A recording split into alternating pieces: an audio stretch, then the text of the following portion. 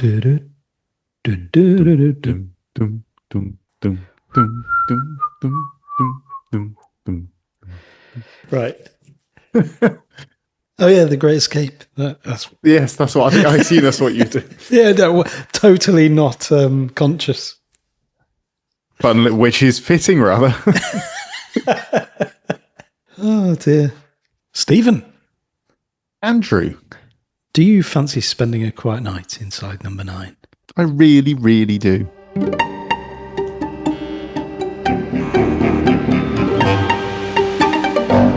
Well, that's good, because so do I. And we are going into the scripts again, and we are looking at Series 9, Episode 4, Ctrl, Alt, Escape. So what we do with these episodes is we have a look at the script books, compare what we read with what we see on the screen, and pick up on any differences and anything really that we notice along the way. We have done a proper reaction episode to this one. So if you haven't listened to that, I recommend listening to that one first, because that will go through the episode in more detail, basically. Though we can't really remember what we said.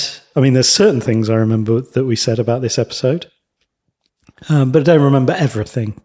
So we will try not to repeat ourselves too much, but There will be some repetition. Yeah, Steve will bring some repetition to this, I'm sure. Yes, we'll get on to your theory of the ending, which hasn't been confirmed or denied either way, I would say, by the scripts, but I'm sure you have other which version opinions. of the book you're reading, my friend. Is it the official version or the slightly amended Abridged. version? Yeah. Yeah, so how was going back to Control Alt Escape for you? It's got quite an emotional punch to it. And I don't know whether more so than the first time I saw it, I think. And I don't know if it's because I'm watching it and I'm looking out for the things and I'm seeing the things kind of happening and I know where this is going. But the end of it's tough. Especially when you see it the way I do. When you see it the way that you do, it's really, really tough. No, in all seriousness, if it is a happy ending, it's a very rare happy ending. They don't do happy endings, particularly in any way. I mean, which was part of the pleas that we received from emailers was, give us this happy ending, please. Leave it alone. We don't get many opportunities for a happy ending. Don't ruin it. Happy endings in Inside Number 9 are usually caveated quite heavily with what's gone on before. So Last Gasp was a happy ending, wasn't it? Kind of, as she lets the balloon go. But she's still very unwell. It's a very minor victory in the grand scheme of things. There's a dead celebrity still in there. Yeah, the main happy moment of that is that some bad people haven't done well out of it. That's the main happy aspect. Wise Owl is a happy ending, I guess. Yeah. In a way. But anything would have been a happy ending compared to what we'd seen happen up to that point. So again, heavy caveat on the happy. And I think that's about it, isn't it? Empty Orchestra, I would say as well. Yes. That's true. Similar, kind of like... It's more comeuppance going on there. Yeah, it's comeuppance. And I think like with Wise Owl, it's you see the strength of the character come to the fore at the end. So they... That's the happy bit. Same with Last Gasp, yeah. Like the right, like the justice wins out. Yes. And there's something nice about that. Yeah. But this, maybe it's just a happy ending. I mean, he's still probably quite unwell. But better than the alternative. Unless. Last Gasp. unless that is the last gasp. Yeah. Which, it's all ambiguous. We don't have a definitive conclusion on that. But we'll just leave that dangling over this episode as we go back into it. I found it quite difficult to keep track of some elements of it because there were parts that had a lot of direction in the script that I was like, I can't keep looking at the screen and following the script. And there were bits where there was a lot more on the screen than was included in the script. So I was like, well, where's this? What's going on? Yeah, there was a particular example of that, I think, when he was on his own in the room and he was looking for when he got the torch and stuff. Yeah. And there was an extra puzzle and stuff thrown in, all that kind There's of all stuff. sorts of stuff that was just nowhere in the script. Yeah. There was, Reese very much made the Doug character his own.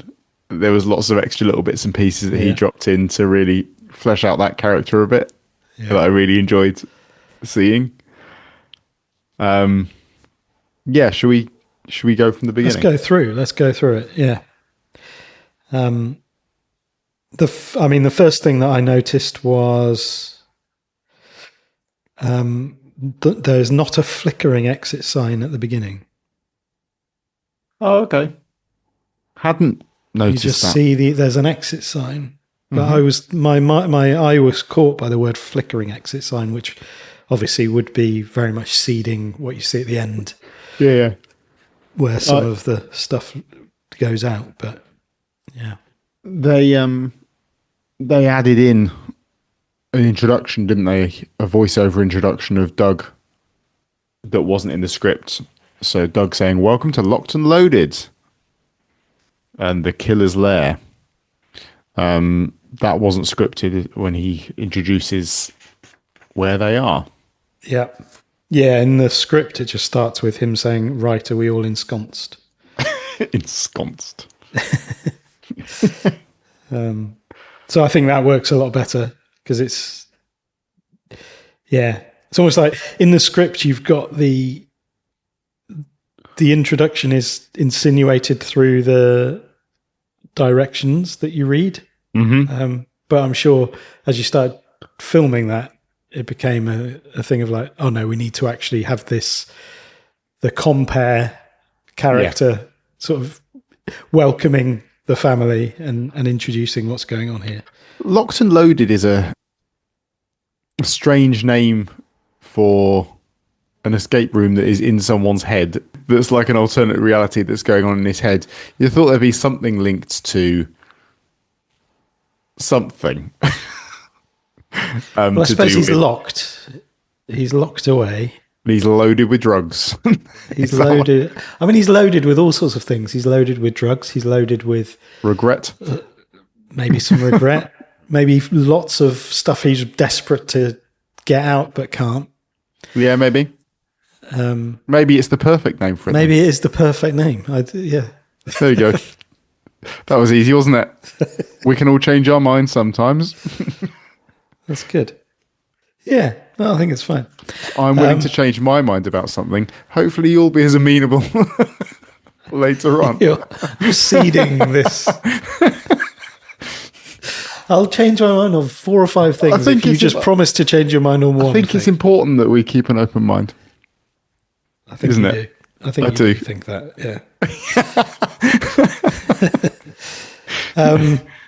Next thing that I had was stag and hen do's rather than stag and hen groups, as we have in the script. Yes. Just before that, when he's talking about the haunted submarine in Chester, he scripted as saying, "Did the props all work?" But that became, "Did all the props work?" Oh, did it? It did. Yeah. Nitpicking. Is there a difference in that? A little bit. Did all the props work? Did the props all work? I'm not willing to tell you why I think that's different, but I think it is. No, I think it might be. Yeah, it's interesting, just that imagery of the haunted submarine. Like everything is very much, it's like being locked in the basement here. Everything's submerged. Is that very much a theme of The haunted submarine. Hauntings and submersion. Submersion. Is that a word? Submersion, yeah. Yeah. Submersible. Exactly. That's what I was about to say, that exact word. Well done. Thanks. And then there's, I think, my favourite extra characterization of Doug comes in when they're talking about I did recently have an availability check for a 3-man Much Ado touring schools in Germany, so fingers crossed. Millie says, sounds amazing. Yeah. And then he replies, it would be. Which wasn't scripted. Yeah, it would that be. Was it. That's a nice reference to Legs Akimbo. Legs Akimbo, yeah. It's like I couldn't tell whether he didn't get the sarcasm or he thought the best way to counter the sarcasm was to double down on the fact that would have been a really good thing for him. Yeah, it would be. Yeah. It would be. Thank you. Thanks for acknowledging that. The clipboard being handed over in case they want to make some notes wasn't scripted. No, I'll leave you with this in case you probably want to take in case you probably want to take notes. And then this is the walkie-talkie.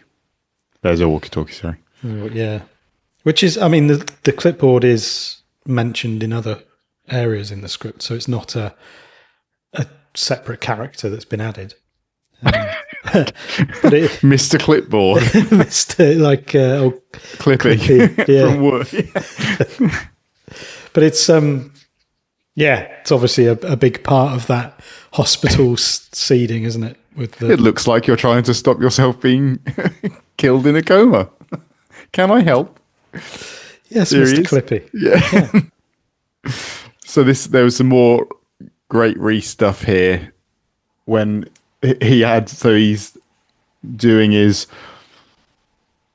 and if you hear this door open at any stage, then I'd hide if I were you. And then he switches his torch on to his face and says, it's probably Dr. Death. And then you hear him go off screen and go, fuck's sake, stupid torch.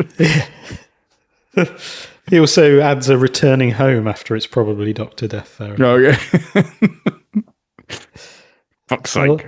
I like the idea that, actually, you're just in Dr. Death's home. And you're the intruders. Yeah, that man's got a right to defend his castle. Yeah. I think. Oh, sorry. Yeah, the doctor. The good doctor. The good doctor with his big axe. He's been chopping wood. Chopping wood all day. Yeah. I think an axe is a terrible, unwieldy weapon for carrying out mass slaughter. Yeah.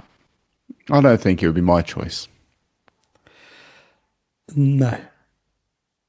It's not something I've given a lot of thought to, but just seeing him drag that around.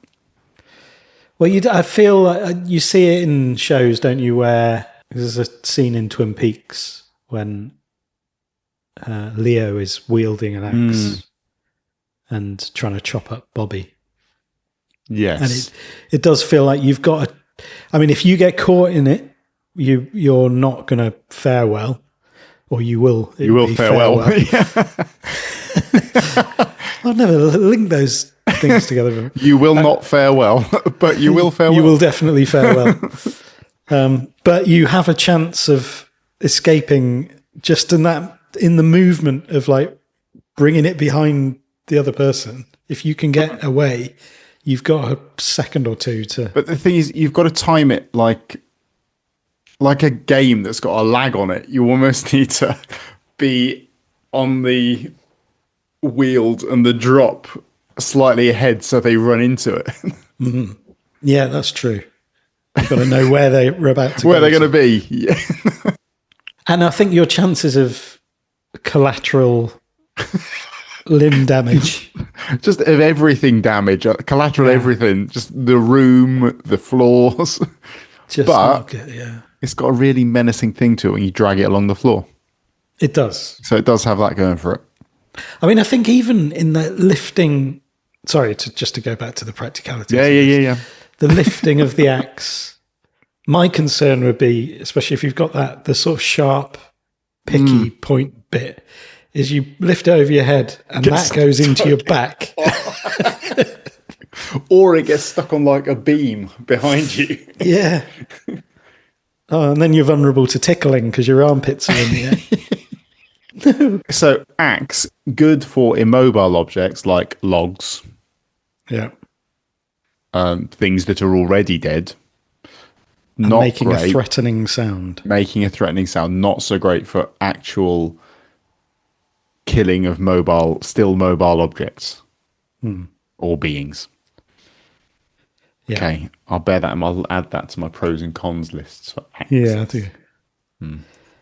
You're putting that together. Nice. I'm putting that gradually together. over I'll time. share it with you once it's complete. Yeah. You'll know once it's complete. You'll know.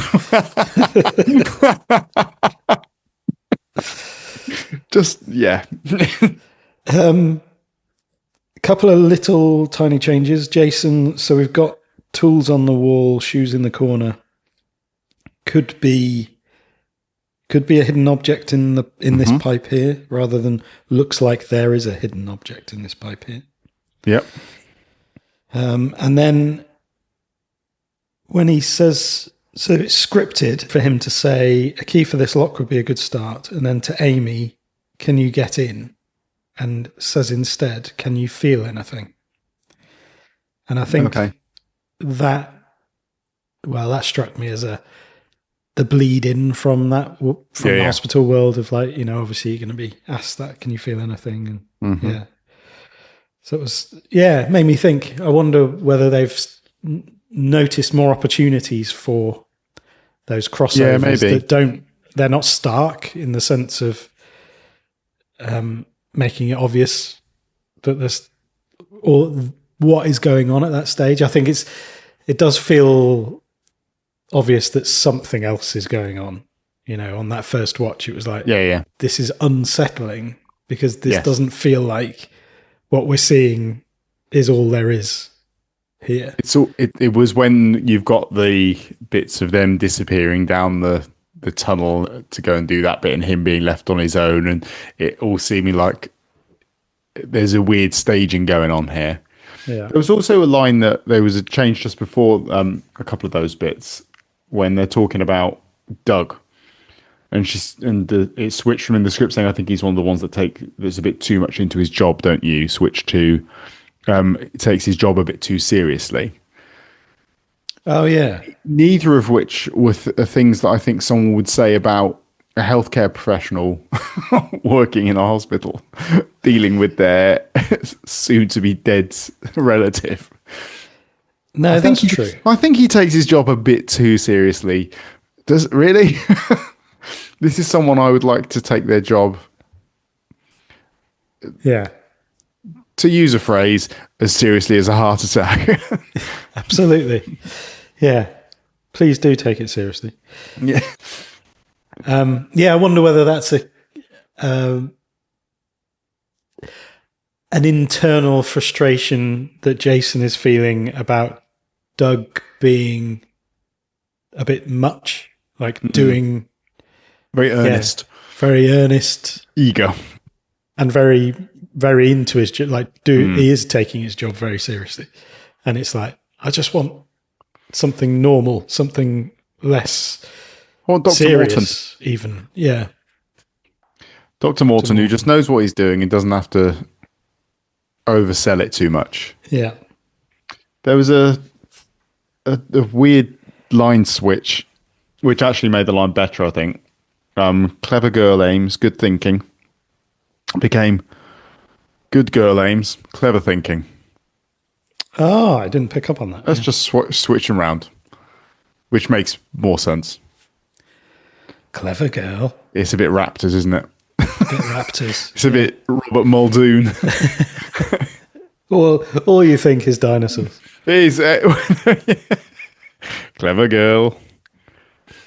Yeah. Good girl, clever thinking. And that's kind of his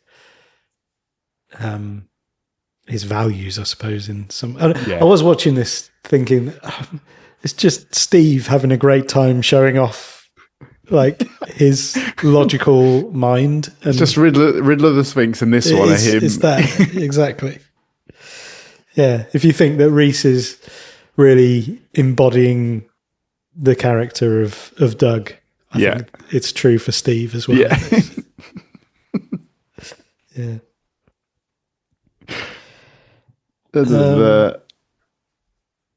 There was some more added sarcasm.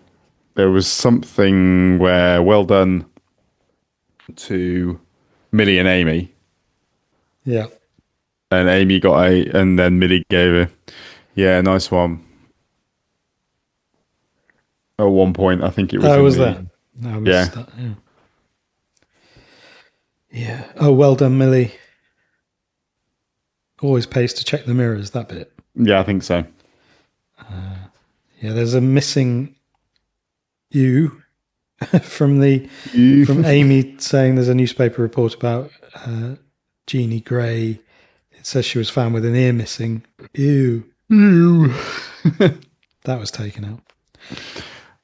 Oh, this was the bit that it really felt like something weird was going on when there was kind of seeds being sown of maybe Lynn leaving Jason. Yeah. For someone. Or just moving out and taking the girls or something. There's this secretive little conversation in the corner.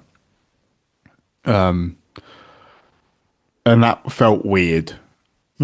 Because Lynn was overselling all the time how happy they were as a family and all these kind of things. And then there's this little aside that led you down some sort of thought process of what game is she playing here? This is odd. Yeah. Yeah. And you're right, it was like incongruent with It's like, well, no, they seem okay, but there's obviously an issue. And why is she insinuating that she's just going to randomly leave? What's the deal here? This is odd. Yeah. And I guess that was the first thing of like, what's the matter with him in terms of like, why are they getting to us? Because I suppose that's set up with the fact that they're doing this escape room. He's the only one that wants to do it, and he's basically forced them to do it. Yeah. Like, that seems odd. Yeah. Anyway, like, why do we have to do that? Just because Dad likes doing it. Yes. As it feels like an extreme version of that. It's more than just, Dad likes listening to the Red Hot Chili Peppers, so we listen to that album. Why the Red Hot Chili Peppers? I don't know, it's just the band that came into my head. Is that something you listen to for your dad's benefit? My dad's always wanting to listen to. I can imagine him dancing around the house. Give it away, give it away, give it away now. Okay, Dad. Californication today. Yeah. Blood, sex, sugar, magic. Wrong way around. Sorry, Dad, if you're listening. How's it supposed to be? Blood, sugar, sex, magic. Sorry, Dad. He'll be furious. He will. So ashamed. He's never been more ashamed of you in that moment then. Oh, man. Yeah, I didn't have a huge amount more until... Was there the bit where they add a whole bunch of detail into the Georgina bit? Yeah. Lynn says they're now looking at the map. Or the map. The map. We've got something to say about the map, haven't we? We've got something to say. Thanks for reminding me. That was really smooth, mate. That was... So just in terms of the script, this is the bit where they've got to the map and there are pins in the map. And Lynn says, okay, Argyle Hotel, that sounds familiar. Oh, it's in the letter down there. I found it earlier. That's where he first saw her. So he followed her to the county hall and then the post office. We get filmed a little bit more sort of fleshed out. Mm. So Gina was seen leaving the Argyle Hotel, the county hall, then at the post office, which was a little bit different. Yeah. And even that sort of setup when Lynn says, okay, Argyle Hotel, hang on, I've seen that. I read a letter earlier. Mm-hmm. Well, did you? Yeah. I'm not sure she had read the letter earlier. No. And again, I think that speaks to a bit of bleed from, Yeah. because it's almost like the communications and correspondence that Jason will be hearing about if they're talking about that in the room. Yeah. There will be letters that, oh, she's read that. I've seen something like that. I read a letter about that or whatever. Like that sounded, more in keeping with that side of the reality. Yeah. And we had an email, a very well-timed email from Joe in Tring, talking about Ctrl-Alt-Escape and this bit. So, she said on a rewatch, was kind of thinking about that, mapping the victim's movements clue. She said, it struck me on second watch whether this was a metaphor for this frustrating medical jargon that her family may have been subject to recently. She's just pleading for the doctors and nurses to use understandable language, which is, in reference to Millie saying, oh, for fuck's sake, can't you just tell us the number so we can get out of here?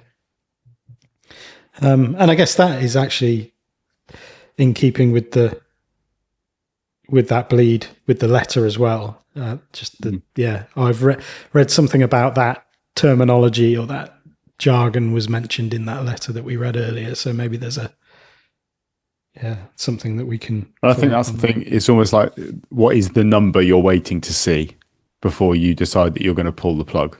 What is the? Tell us the number. Yeah. Tell us the number. What is the number? What is it that you need to see before you end it? What's the magic code that is the cutoff that tells you that it's okay to pull the plug? Yeah. We've then got the bit where Jason and Millie are having their kind of heart-to-heart. Jason says, so Millie, is there something going on between you and your mum? You can tell me, I have been, you just don't listen. I do listen. I've heard everything you've said, is what is in the script. But he changed it to, I've heard everything you've told me. Yeah. Which made it feel much more like she's been sitting and talking to him at the bedside, like, and telling him all this stuff, rather than just he's heard the stuff that she said in the room. Yeah. He's been listening to the things that she's been saying when she's been sat at the bedside, just sort of confiding the things she wanted him to know. Yeah, it kind of adds a much more personal, active element to it than him just, passively absorbing. It's like, you've been telling me these things and I'm desperate to be able to respond to them, and like I can hear them, and the ice skating story, it must have been about 7 or 8, Millie says, and I was just clinging onto the barrier, sliding my way round. It was in the script, and that was changed to, and I was just clinging to the barrier the whole way round. Mm-hmm. The whole fingers in the box thing is very weird. Yeah.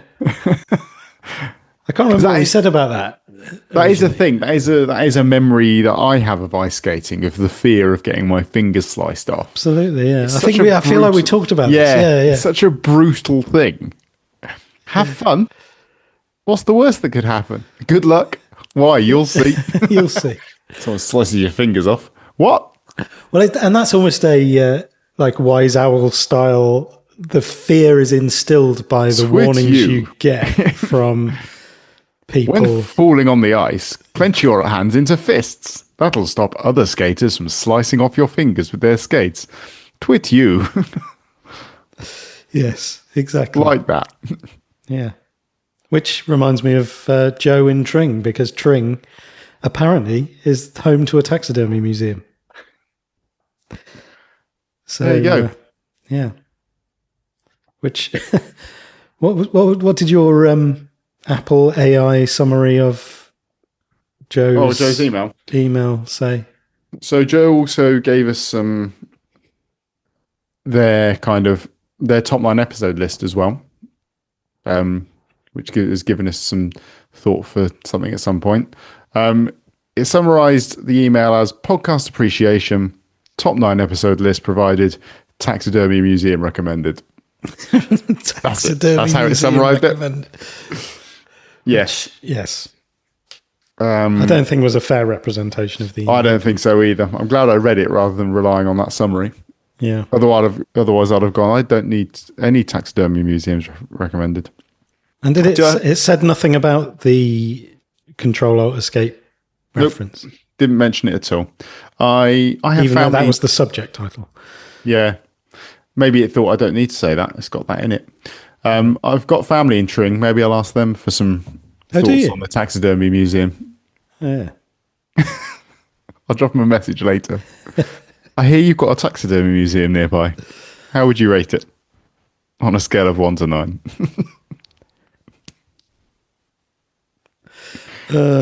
Yeah. Millie, okay, don't let Dr. Death come for you. When she does go into the other room, rather than, okay, hope Dr. Death doesn't come for you. Yep. Which is there's a difference in those two lines. Because it's an active fight. Don't let Dr. Death come for you. Fight Dr. Death. Not I hope he comes. Well, I hope he doesn't come. Be a shame if he did. Yeah, because she knows he is going to come. Lynn, can you hear me? Millie's coming to join you. Because Millie's on her way to you now. And this is where we then get the whole scene that is not scripted in any way or alluded to. It's very rare that you get a whole scene of stuff added in, because we've talked innumerable times about how often they've had to cut stuff out probably because of time. And here they've just felt themselves caught a bit short of time. I wonder fill 2 minutes. It's whether it's whether they found it jumped too quickly because it's the bit with the pipe where he uses the wire, the fishing tackle, and the magnet. And in the script, it just says, Jason looks around, seeing how far his chain will allow him to move. He searches through the drawers of the desk. In one, there's some fishing tackle. He gets out fishing line, which is attached to a magnet, and then he just uses it. I think it's as simple as Steve went, I don't think they'd make it as easy as this. I think there'd be another layer of puzzle to solve before I was given that magnet. And so they hid it behind the rugby code, didn't they? There's the rugby sevens picture, and then the paper clips that are all different colours. So they also added in the SOS card. The Morse code card that he finds on the way through the drawers as well. And he says, which he then uses. Well, and he also adds in the line, maybe I need to send an SOS, which isn't scripted. And he very much does need to send an SOS, because otherwise they're going to kill him. Yeah. He's not brain dead. That's very true. So maybe he does need to send an SOS. And then he finds a picture of the rugby sevens with the coloured paper clips, and the number for the code corresponds to how many there are of each colour of red, green, blue, and yellow paper clips. And he cracks it and says, "You clever bastard." Yeah. This is just Steve having a very self-indulgent moment. Yeah. You clever bastard. You came up with this idea and you've cracked it. You clever bastard. And then there's just lots of stuff that's the same, really. Yeah, a lot of stuff is just exactly the same. There was a slight change.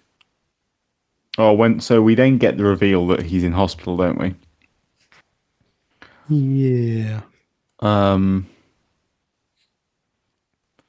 no, hang on, not quite.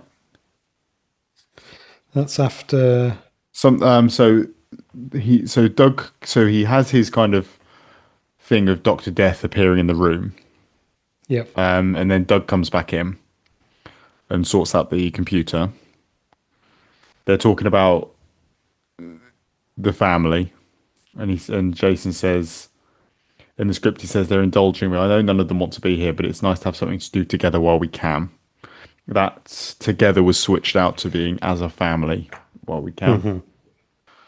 And then, yeah, I'd be interested to know if you've got anything from there. So we go into International Annex Day where, oh yeah, so this is where they're figuring out the code, the star, key. the key. Yeah. There's like screams that aren't scripted, like screams of excitement when when they can hear or they can see him communicating. Yeah, that kind of is a funny thing when you think, obviously there's no signs of life in the room itself. So it's, because if that was corresponding directly. Yeah, that would be him blinking and responding to something. And then being like, oh, there is something. But actually, in reality, the only time that they see any sign of life is right at the end. Yeah. Because they have come to the point where they believe that he is brain dead and in a place to... That is interesting. It's interesting that they didn't go down a route of, well, it feels like they're responding to some kind of reaction in him. Do we now play this as them versus doctors? Doctors are telling them, no, he is brain dead. This is just kind of natural spasming or reflexes or something that... And they're pushing that he's still there and he's still alive. The doctors are saying, no, he's not. Everyone's in agreement by the sounds of things. Which is nice, isn't it? Because I think it's one of the things that you often hear and see in, and I guess it's quite understandable because we'd want to have something to resist or something to push back against, or like to cast the frustrations and grief onto, where, like, take for example like a prognosis that is given where they'll say like they've got however long to live. I want a second opinion.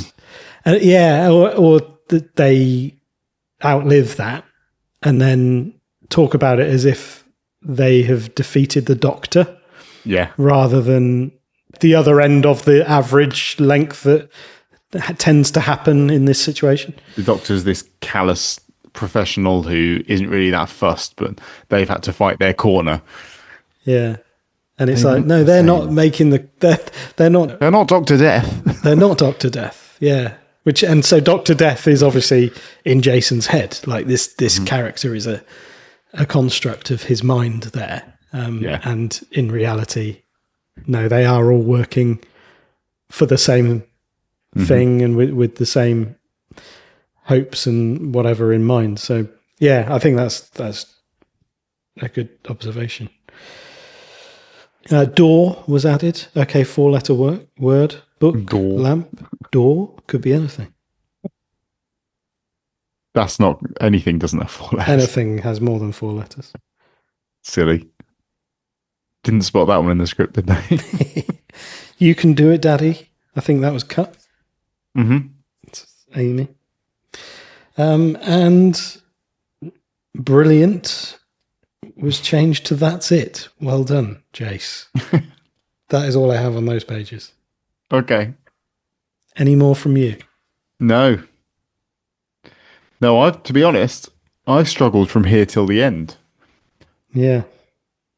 It then very much does stick on script from what I can see right up until the very end. The next thing I have was Doug talking to Millie saying, I'm sure he would have been very proud, rather than in the script it says, I'm sure he'd be very proud of you. Okay. And I thought that past tensing was interesting. And then she reacts with, how the fuck do you know? And Amy, thank God, where's Millie? When Amy comes running into the escape room to Jason, and in the script it's Amy, it's all right, where's Millie? So there's more of a oh, thank God it's you, like you're here to help rather than he's there to reassure. You're going to help get me out of this situation. Oh, thank God you're back, I'm not alone. It's interesting that he's in that room and with the girls and Lynn, and Jason's watching that unfold, and he's horrified at watching that happening to them, but then realizing that he's not, the Doctor Death isn't there for them at all. It's the focus is on him. Like he doesn't, when he kind of tells them to go, it's like, you go, you've got to go. I'll be fine, I promise, because actually it's me. Yeah. Yeah, that flip of, yeah, you're safe. Yeah. Yeah. Yeah, and I don't have, there's just a few more sort of let me outs, and Yes, there were more let me outs kind of just sort of thrown in, weren't there? Jason shines the torch in the face of Dr. Death that isn't in the script, I don't think. And it says Jason scrambles over to the door marked exit, exit, and tries to open it, but it's locked. He sees there's a keypad and presses a couple of buttons in a panic. But just then Dr. Death spins him round, reaches around his throat and lifts him from the ground. Did that happen in that way? Because he pulls him, he goes to the tunnel bit, and then Dr. Death finds him there and grabs him and pulls him. And then I think he's got him around the neck. And that. Yeah, because I don't think we saw the XI that way round. We only saw it as the IX in the mirror, didn't we? Yeah. So that is a little different. I think there was less focus on the exit sign or overt focus on it than, because it's there through the entire episode, but you're not sort of paying attention to it and thinking that I think that's where at the beginning when it was flickering in the script, actually you're maybe too heavily seeding that as that's going to be your thing. Chekhov's probably against the rules, fire escape malfunctioning. Yeah.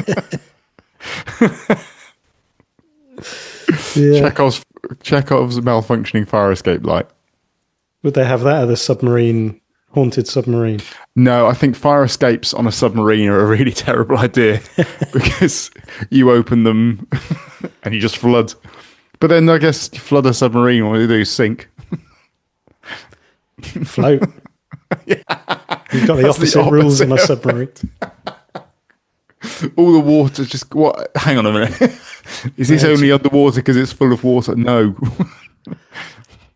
Basically, flooding just takes you back or takes you to surface level. So if you're under the surface, it will return you up. This is like fish drowning out of the water. Yeah. Bizarre idea. Same with submarines. I once had a fish do that, throw himself out of the tank, yeah. And then he burnt himself with exposure to the air, I think. But then managed to get him back in the water. And he always then had like a Bond villain style scarred face. And he was a bit Bond villainy because he bullied another fish to death. What sort of fish was it? Just like shark, fancy goldfish type thing. Fancy goldfish.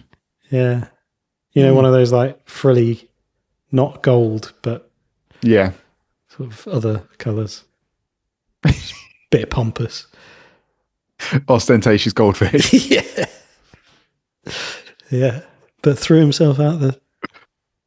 Just attention seeking. I think so. I mean, I didn't see it, so it didn't work. Just found him. So maybe he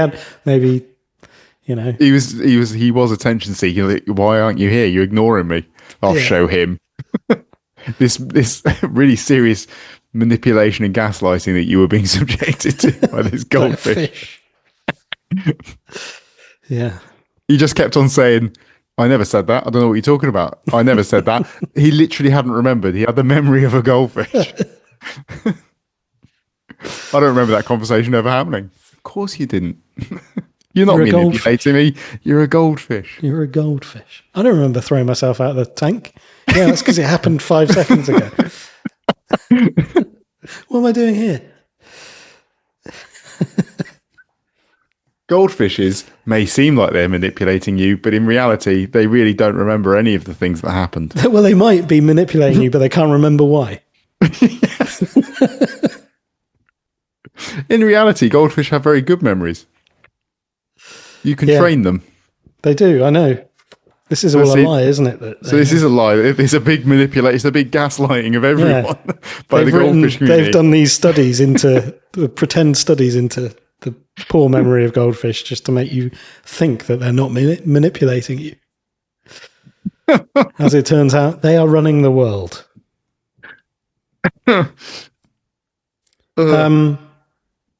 How do... no, I'm not even going to ask. No point asking that question. I think that just the only other change that I had was the movement of we hear the click of the door and the light turns green coming after. Did he just say something? Does it? Is it after that? Yes, because he says number 9. Yeah, he says number 9. And yeah, did he just say something? And then we hear the click and the green. It's still... I still don't like that bit. In what regard? I just don't like him saying number 9. Bit too on the nose, you mean? It's a bit too... He said the name of the thing. He said the name of the film. Yeah. Because I'm all for the final series of Stranger Things coming up where someone actually just says, you know what, I've seen Stranger Things. I'm hoping for it. It's going to be Dustin. Dustin will say, I've seen Stranger Things.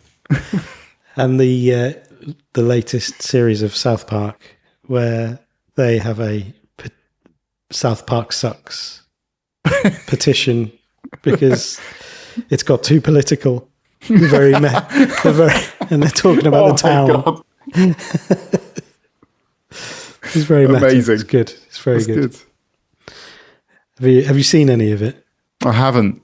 I haven't watched South Park in years. Watch. It's worth a watch. Yeah, I've never really watched South Park, but started watching this latest series just out of interest, and then it's been good. It's very good. Okay. Yeah. So he opens his eyes. What else have you got written in your script? It says he opens his eyes. Hang on a minute. I want to make sure that I'm actually reading this correctly. They all look to Jason. He opens his eyes. For a brief second, they think that means he's alive. However, he takes one gasp and his eyes remain open and he stops breathing.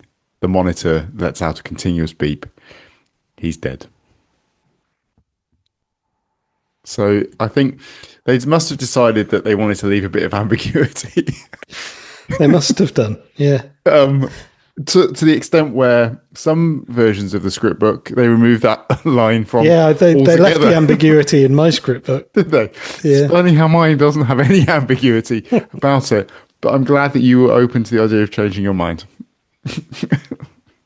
Yeah, well, you can't argue with facts. What's written in a book, can you? You can't argue with books. That's the important thing. No. But if the written word, you heard it here first from the very hand of Reece Shearsmith. It of course doesn't say that. He could be dead. I think he could be, and it could be not a happy ending. But if you want it to be a happy ending, it can be a happy ending. It's up to you, isn't it? It's left. It's like a terrible choose your own adventure story where you only make the choice at the end, and there's no turn. If here's your option. Option A, he's alive. Turn to page 31. Option B, he's dead. Turn to page 31. Page 31 just says the end. I think that is it. The world's That's exactly worst the choose thing. your own adventure story that both just end immediately. And it makes no difference. No, no, and you know, I've said I don't really have Preference. I don't really have a preference. The one thing that I would say is whether you think you can or you think you can't, you're right. You can be anything you want to be. It's because I think it was when we were receiving messages from people who are so like adamant about the fact that he's alive, and it's like And actually, there is that is the no only evidence thing, that's that he is. and that's literally the only thing that's made me push so hard the other way on this. Yeah, it's like that I'm absolute just, desperation. I'm just trolling. You are just trolling. Yeah, because I think the way that his eyes open, it's just beautifully ambiguous. Because that could be the moment that he died, and it could be the moment he woke up. Can I just shock you? I think he's alive. Do you? Yeah, I think he is. I've been defending your right to have him That's dead. exactly what. So I'm a contrarian. What are you, a goldfish? I'm a contrarian, and it's the very fact that you've now taken this on board is my cue to pivot, Oh. leaving you high and dry. You've defended the indefensible, and now here you are. Like one of Donald Trump's aides. That's what I've done. I've trumped you. You've trumped me. Well played. Well played. Okay. Well, that'll make people happy. Yeah. Cool. Well, yeah, get in touch with us and let us know if you think. Actually, no, I can't be bothered with that. We did that. We did that. People replied. I doubled down. defended you. I doubled I down. defended Tripled you. down. You defended me. I changed my mind. And that's where we're at. But yeah, if you have any thoughts on this episode, any other aspects of this episode, then please do get in touch with us via Blue Sky, AQNIN9, or email. Have I gone the wrong way around there? A Quiet Night Inside 09 at gmail.com. And if you fancy sponsoring one of our remaining two episodes, This curse and then plodding on that. then you can do so via our PayPal Me link in the description. Have a good week. You too. Cheers, man. Bye. Bye.